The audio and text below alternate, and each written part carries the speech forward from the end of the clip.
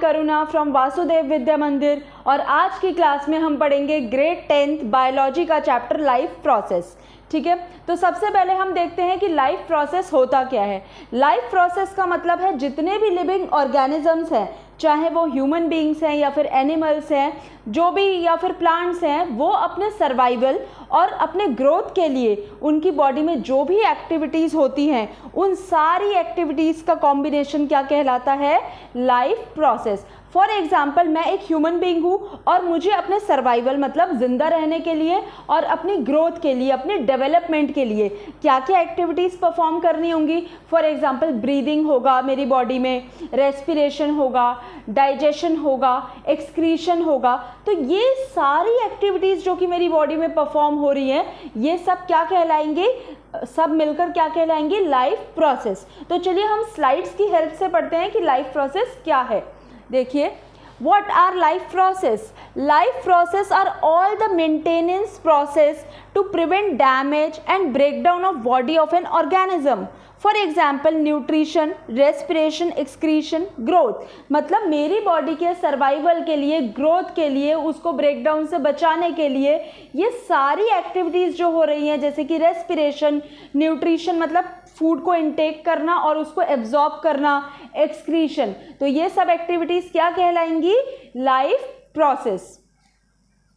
For this energy is needed from outside. This energy source is called food. Since life depends on carbon-based molecule, most of the food source are carbon-based. अब वो कह रहे हैं ये सारी activities को perform करने के लिए हम सबको एनर्जी की ज़रूरत तो पड़ती ही है। अगर मेरी बॉडी में एनर्जी नहीं होगी तो ये सब एक्टिविटीज़ मैं कैसे परफॉर्म करूँगी? और वो एनर्जी मैं कहाँ से ऑब्टेन करती हूँ? Outside food. मतलब मैंने कुछ खाना खाया, मेरी बॉडी में एनर्जी आई, अब एनर्जी आने के बाद मेरी ये एक्टिविटीज़ जो हैं बॉडी में परफॉर्म होने लगेंगी। ठीक है, नेक्स्ट पर आते हैं हम। What our life process? What our life process में आपको ये सेकेंड पॉइंट दिख रहा है, इन मल्टी सेल्यूलर ऑर्गेनिज्म। ठीक है, अब एक क्वेश्चन आपका एनसीईआरटी का आएगा, वो बहुत ही इंपॉर्टेंट क्वेश्चन है। May I have NCERT book please? Sir, may I have NCERT book please? Yes. The question देखिए, आपकी बुक में यहाँ पर इन टेक्स्ट क्वेश्चन एनसीईआरटी में ये जो क्वेश्चन नंबर 2 है वो मैं आपको बताती हूँ। And this question is very important, 3 marker या 2 मार्कर आपके एग्जाम में आ सकता है। The question is why is diffusion insufficient to meet the oxygen requirement of multicellular organism like humans. मतलब डिफ्यूजन जो है वो इनसफिशिएंट क्यों है मल्टी सेल्यूलर ऑर्गेनिज्म में? डिफ्यूजन का मतलब क्या होता है? गैसेस का एक्सचेंज जो है, एक सिंपल लेमैन लैंग्वेज में मैं आपको बता रही हूँ, गैसेस का एक्सचेंज जो है वो डिफ्यूजन कहलाता है। तो वो कह रहे हैं कि डिफ्यूजन जो है वो मल्टी सेल्यूलर ऑर्गेनिज्म में इनसफिशिएंट क्यों है। सुनिए क्यों है, आंसर देखिए आप। In multicellular organism, all cells are not in contact with the environment, so simple diffusion will not meet the requirement of the cells. That's why they have specialized body parts to perform various functions.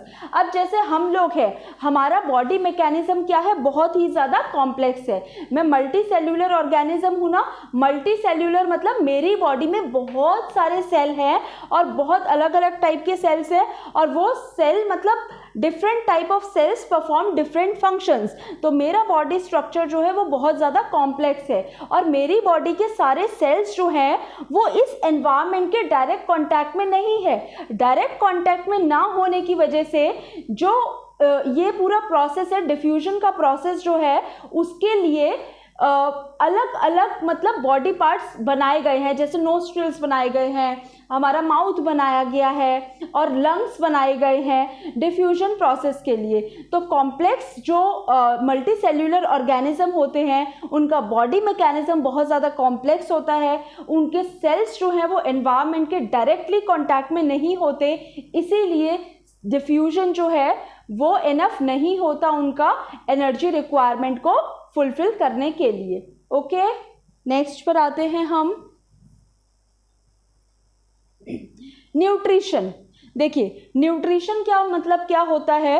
It is the process of transfer of energy source food from outside the body to the inside, मतलब बाहर कोई food है, उस food को, outside food को मैंने अपनी body के अंदर लिया, inside the body. For example एक एप्पल रखा है, उस एप्पल वो आउटसाइड है, मतलब मेरी बॉडी के आउटसाइड है ना एप्पल, उस एप्पल को मैंने लिया और मैंने उसको खाया। So this is also a part of nutrition. Second, it is needed for body growth, development and synthesis of protein. ठीक है, अब ये न्यूट्रिशन किस लिए ज़रूरी है? कोई भी मैं खाना खाती हूँ, चाहे मैं रोटी खाऊँ, दाल खाऊँ, चावल खाऊँ या फ्रूट्स खाऊँ, वो सब किस लिए ज़रूरी है? मेरी बॉडी की ग्रोथ के लिए, मेरी बॉडी की डेवलपमेंट के लिए, and synthesis of protein. Synthesis word का मतलब क्या होता है? टू मेक, किसी भी चीज़ को बनाना। तो मेरी बॉडी में ग्रोथ के लिए, डेवलपमेंट के लिए, प्रोटीन को बनाने के लिए किसकी ज़रूरत है? न्यूट्रिशन की ज़रूरत है। न्यूट्रिशन मतलब कहाँ से मिलता है मुझे? आउटसाइड फूड से मिलता है। Even though we are inactive, energy is needed to maintain a state of order in the body. Okay, तो चाहे हम इनएक्टिव भी क्यों ना हो, फॉर एग्जाम्पल मैं सो रही हूँ, तब भी हम लोगों को एनर्जी की ज़रूरत पड़ेगी। क्यों पड़ेगी? क्योंकि मेरी बॉडी के अंदर वर्क तो हो रहा है ना, मेरा हार्ट तो पंप कर रहा है ना, मैं ब्रीथ तो कर रही हूँ ना, रेस्पिरेशन तो हो रहा है ना। तो इसीलिए जो है इवन अगर हम एक्टिव स्टेट में नहीं भी है, तब भी हमारी बॉडी को एनर्जी की रिक्वायरमेंट रहती है। Is it clear to all?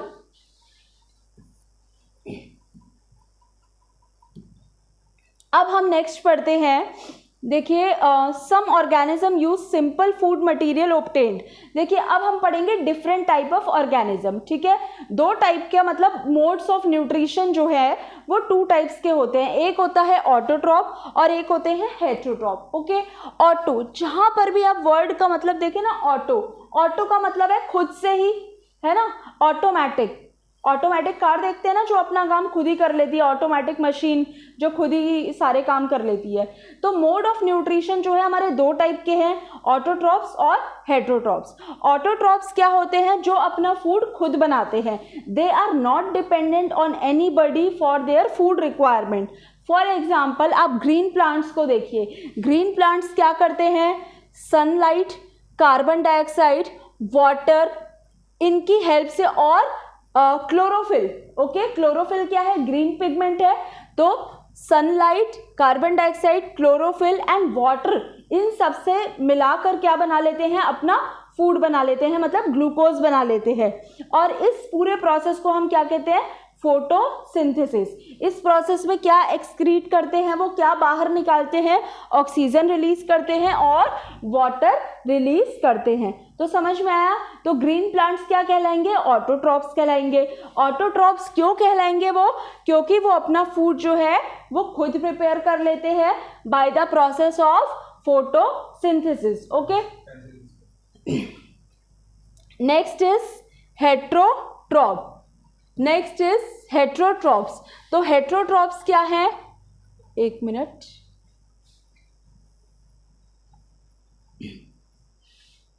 Heterotrophs, heterotrophs वो ऑर्गेनिज्म होते हैं जो कि अपनी फूड की रिक्वायरमेंट के लिए जो है किसी और पर डिपेंड करते हैं। फॉर एग्जांपल मैं, ठीक है, मैं हूँ, हम सब हैं, ह्यूमंस हैं, एनिमल्स हैं, हम अपने फूड की रिक्वायरमेंट के लिए जो है किसी और पर डिपेंड होते हैं। फॉर एग्जांपल दाल आएगी, रॉ पल्सेस आएंगे तो मैं दाल बनाऊंगी, ऑब्वियस सी बात है ना।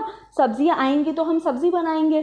फ्रूट्स कोई ग्रो करेगा, प्लांट्स ग्रो करेगा, तभी तो हम फ्रूट्स खाएंगे। तो heterotrophs are those organisms which are dependent on other organism for their food. They do not make their food on their own, वो अपना फूड अपने आप नहीं बनाते। अब हेटेरोट्रॉप्स को भी जो है हम डिफरेंट कैटेगरीज में बाइफरकेट करते हैं।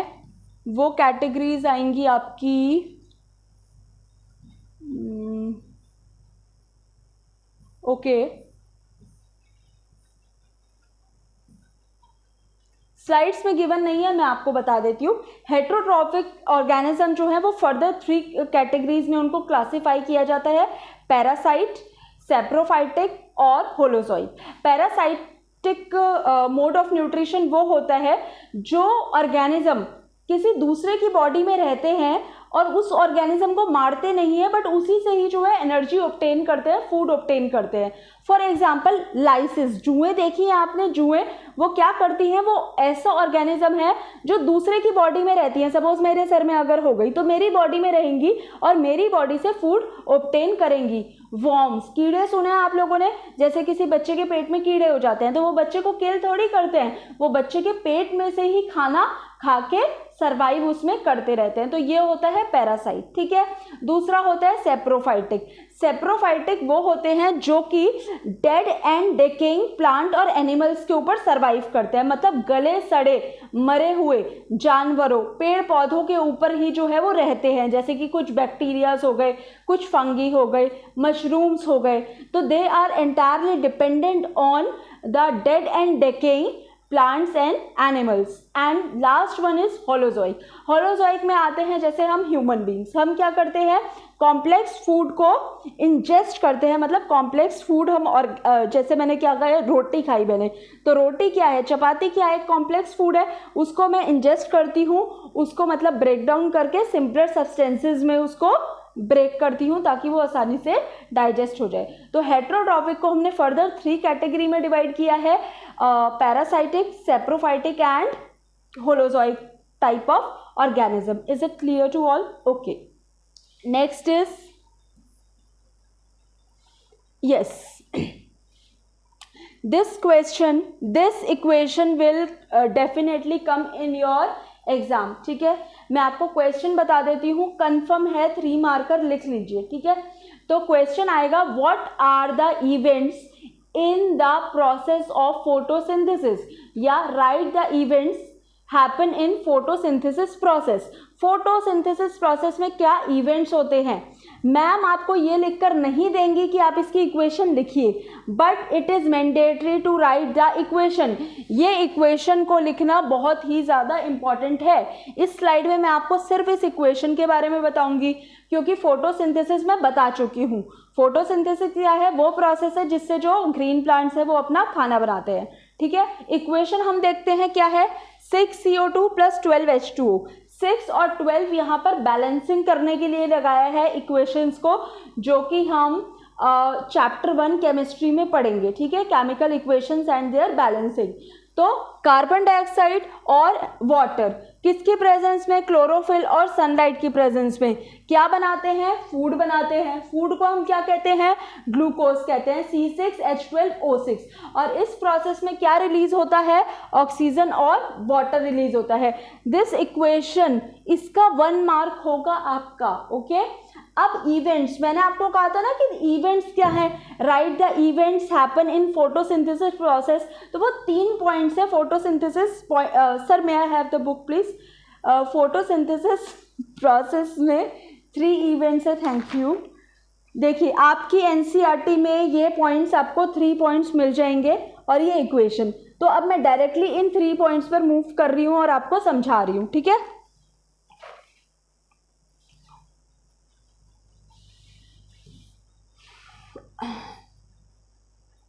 Yes. Events in photosynthesis. First is absorption of light energy by chlorophyll. देखिए ये ग्रीन प्लांट है, ग्रीन प्लांट के अंदर क्लोरोफिल प्रेजेंट है। क्लोरोफिल कहाँ पर प्रेजेंट होता है, क्लोरोप्लास्ट में प्रेजेंट होता है, ठीक है ना। तो इन्होंने सनलाइट क्या किया, क्लोरोफिल ने सनलाइट को एब्जॉर्ब किया। First step is absorption of sunlight bye chlorophyll. Second point, conversion of light energy into chemical energy and splitting of water molecule into hydrogen and oxygen. Very simple. अब ये क्या करता है chlorophyll, ये light energy, सन से कौन सी energy मिल रही है, लाइट एनर्जी, लाइट एनर्जी को किस में कन्वर्ट करेगा, केमिकल एनर्जी में। केमिकल एनर्जी में क्यों कन्वर्ट करेगा भाई, फूड बना रहा है ना, ग्लूकोज बना रहा है C6H12O6, तो केमिकल एनर्जी में कन्वर्ट करेगा। उसके बाद क्या करेगा, वाटर जो है, वाटर दिख रहा है आप लोगों को, H2O वाटर, उसको स्प्लिट कर देगा हाइड्रोजन और ऑक्सीजन में, okay. Third step, reduction of CO2 to carbohydrates. उसके बाद वो क्या करेगा, मतलब जो CO2 उसने एब्जॉर्ब की है उसको भी यूटिलाइज करेगा कार्बोहाइड्रेट्स को फॉर्म करने में। तो ये तीनों इवेंट्स और वो इक्वेशन इस क्वेश्चन में लिखना मैंडेटरी है, 3 marker. Move to next concept. Yes, definitely minimum 2 marker question बनेगा इस स्लाइड से, मैक्सिमम 3 मार्कर पक्का आ जाएगा, ठीक है। क्वेश्चन क्या होगा, गार्ड सेल क्या होते हैं, उनके फंक्शंस बताओ, ठीक है। What are guard cells, write their functions. 2 functions है, सुनिए मेरी बात। सबसे पहले हम बात करते हैं कि स्टोमेटास क्या होते हैं।